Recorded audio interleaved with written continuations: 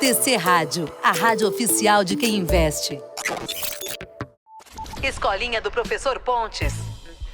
Olha só, pra gente é uma edição especial, e aí, particularmente falando, é uma edição muito especial porque vocês já sabem dos 10 mil deles, aquele podcast que eu criei junto a um grande irmão meu, o Carlos Castrucci, hoje inclusive compõe a grade, é uma das atrações aqui da TC Rádio, e foi assim o produto que me colocou em contato com esse universo de mercado de investimentos. E talvez ele nem saiba disso, mas uma das entrevistas que eu guardo com mais carinho dentro dos 10 mil deles foi com ele que tá aqui hoje, vestindo o uniforme da escolinha do Professor Pontes, o Orleans Martins, que é um cara super acessível e que eu fiquei muito feliz ao saber recentemente da chegada aqui ao time do TC, vestiu mais uma vez aqui a camisa do TC para trabalhar diretamente com a gente e hoje está estreando aqui no Expresso da Manhã. É um prazer te receber, Orleans, muito legal ter você aqui, receba os aplausos aí dos investidores, tudo bem? Tudo bem, Léo, eu que agradeço as suas palavras, fico muito feliz de estar aqui. Eu que sou um ouvinte assíduo, né, todo dia o mercado tem que começar ouvindo aqui o Expresso da Manhã. Para mim é muito feliz poder estar aqui e novamente falando contigo, né? Pois é. Pra mim é um prazer. Faz tempo que a gente conversou lá atrás, muito bom reeditar essa conversa agora.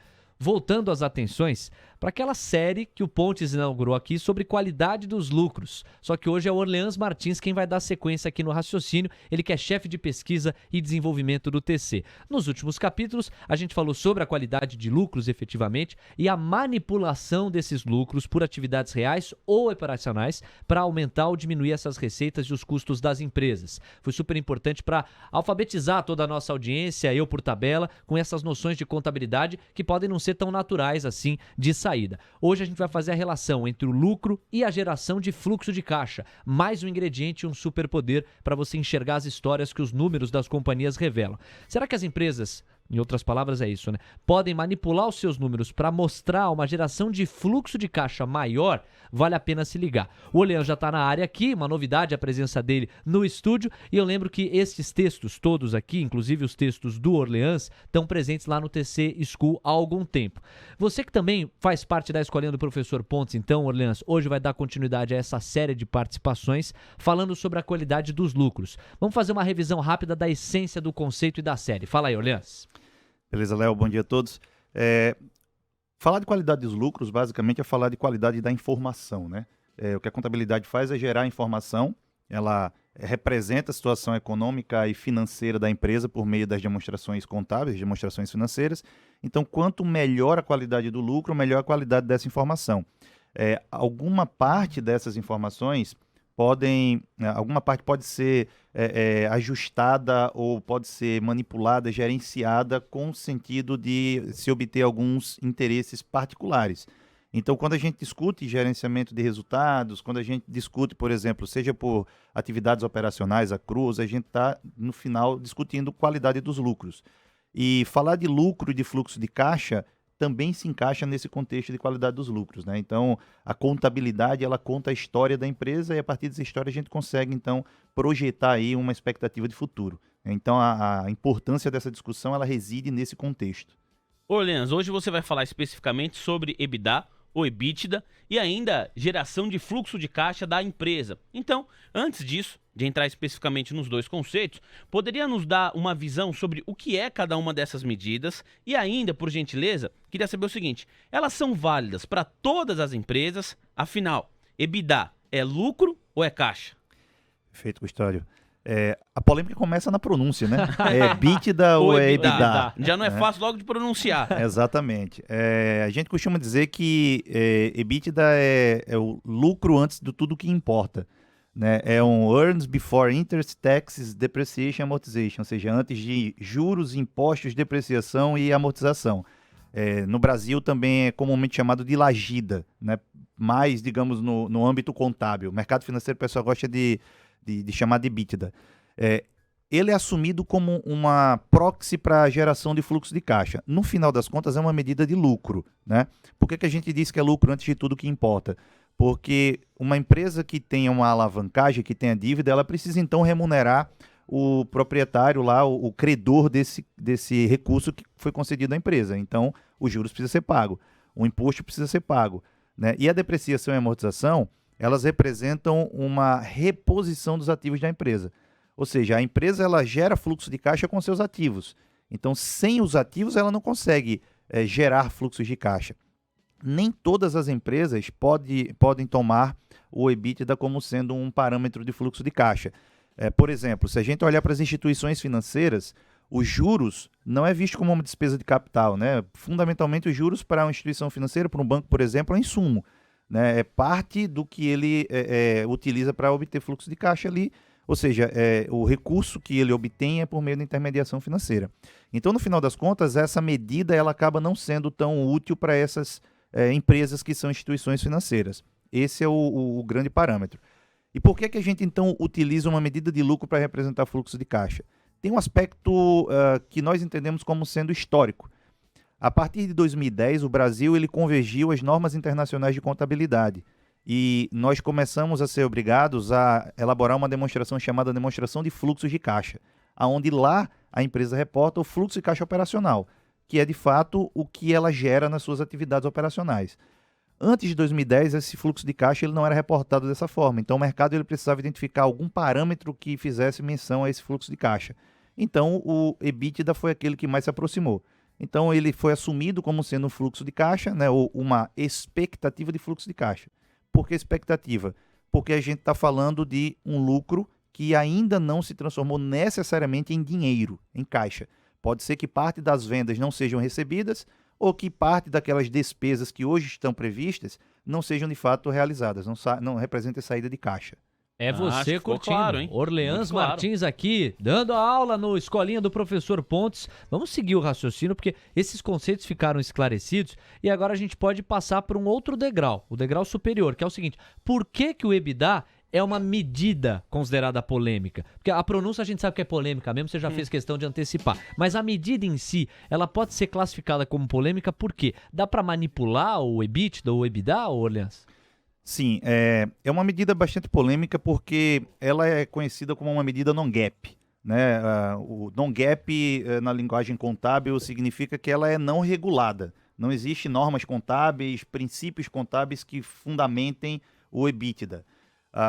Por conta disso, no Brasil, por exemplo, em 2012 a CVM emitiu uma instrução normativa tentando, digamos, organizar a casa. Disse, olha, calma aí, cada empresa está divulgando o EBITDA como quer.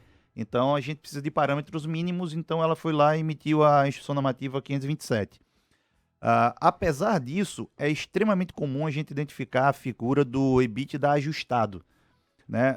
No período do Covid agora, até criou-se um meme que falava do EBITDAC, que seria o EBITDA tradicional com um C no final, que era referente ao coronavírus. Então seria lucro antes de impostos, juros, depreciação, amortização e coronavírus.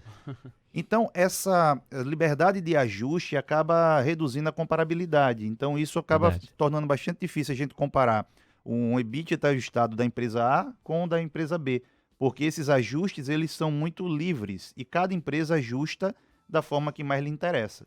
E muitas vezes o management da empresa pode utilizar essa flexibilidade para ajustar de forma que atenda aos próprios interesses. Por exemplo, para alcançar um consenso ou até mesmo superar um consenso do mercado. Olha aí, todo cuidado é pouco, hein, Vini? Sem dúvida. Ô, Orleans, vamos então aqui em alguns casos reais. Né? Se o EBITDA é uma expectativa de fluxo de caixa, você explicou e enfatizou bem essa palavra, né? Expectativa. Tem como verificar se no futuro, de fato, ele se encontra com o fluxo de caixa das empresas? Dá para verificar se a expectativa se concretizou, em outras palavras? Perfeito, Custódio. Dá sim. Há uma série de estudos, inclusive, feitos aqui no Brasil e alguns fora, por exemplo, que buscam relacionar. Se a gente olhar da forma mais simples possível, tentando identificar uma correlação entre as duas medidas. Se, em tese, o EBITDA é uma expectativa de fluxo de caixa, em algum momento ele deve virar caixa.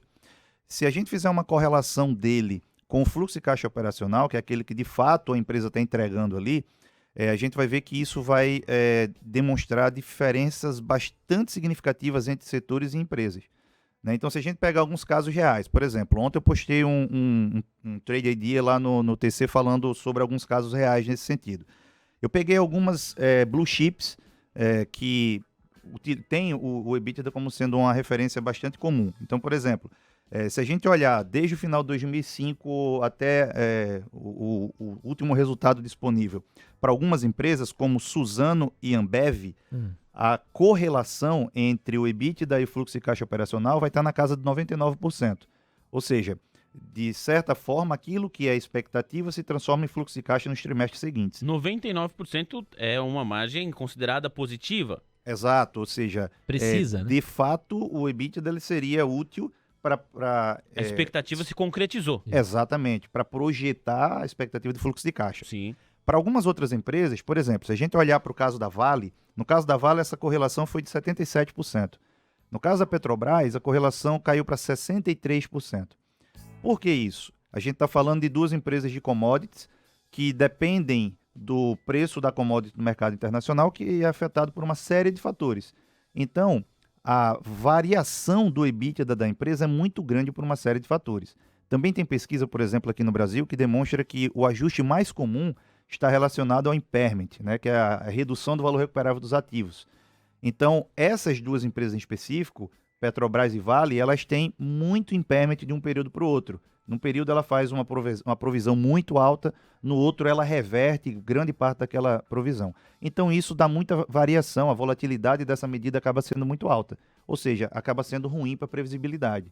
Que coisa, hein? Eu Muito achei legal. que foi muito legal entender isso. E a relação, né? Porque aí você vê o quanto que as projeções de fato se concretizaram. No caso de Ambev, Suzano, praticamente em 100%. Outras companhias ficam um pouquinho mais distantes, né, da projeção. Não, eu achei legal que o nosso professor aqui explicou que não quer dizer que a empresa tá fazendo alguma coisa errada, nem nada, mas existem fatores no core business da empresa que acabam aí impactando diretamente com... fazendo com que essa expectativa muitas vezes não se torne realidade, porque você tem fatores externos, o preço da commodity varia, a gente fala aqui o tempo inteiro, minério de ferro tombou ainda aliança, subiu tanto, a gente fala do Brent, fala do WTI, Exato. Todos esses fatores vão impactar no resultado final, para ver se a expectativa do EBITDA se concretizou em fluxo de caixa operacional. Se concilia, né? Se conversa mais ou se conversa menos. E é natural, né? Tem algumas variáveis que, num horizonte mais amplo de tempo, impossível de serem Não dá para prever. Estimadas. Agora, Orleans, nosso tempo está acabando, eu não quero deixar de fechar aqui a nossa conversa sem te ouvir sobre como o investidor pode usar esses números a seu favor na hora de decidir investimentos. Então, rapidamente, explica pra gente como no prático a gente pode usar o EBITDA em nosso favor na hora de decidir. Perfeito. A gente costuma dizer que nenhuma decisão de investimento ela deve ser tomada com base em um único indicador, né? Óbvio, vários indicadores possuem fragilidades, existe uma série de estudos falando dessas fragilidades do EBITDA, como eu falei, ela é muito comum exatamente por conta dessa questão histórica. Isso não quer dizer que ele é errado ou que ele é totalmente inútil. A gente tem uma série de outras medidas que podem ser utilizadas em conjunto. Então, por exemplo, o EBIT, ele acaba sendo uma medida menos volátil porque ela não tem o efeito da depreciação e, por exemplo, da própria amortização. Além disso, a gente tem o próprio fluxo de caixa operacional que está lá à disposição e que o investidor ele pode utilizar para análise. No final das contas, a análise conjunta de vários indicadores, aquele olhar nos fundamentos da empresa de forma mais adequada, um entendimento do que está sendo ajustado, né? Esse olhar crítico por parte do investidor ele é importante para ver se aquele ajuste faz sentido ou não, ou se, por exemplo, a empresa está utilizando aquilo em favor próprio. Então, essa análise conjunta é a melhor ferramenta que o investidor vai ter para poder tomar sua decisão de forma mais assertiva, né? De forma mais segura, e não necessariamente ficar à mercê de uma medida que ela é mais volátil ou que pode ser conduzida para uma direção no sentido de também conduzir a opinião do investidor. Orleans Muito Martins, debutando aqui no Expresso da Manhã. Que prazer te receber, Orleans. Obrigado, valeu pelo esclarecimento. Tenho certeza que foi muito rico para quem nos acompanhou. Valeu, Léo. Valeu, Custódio. Bom dia aí, pessoal. TC Rádio, a rádio oficial de quem investe.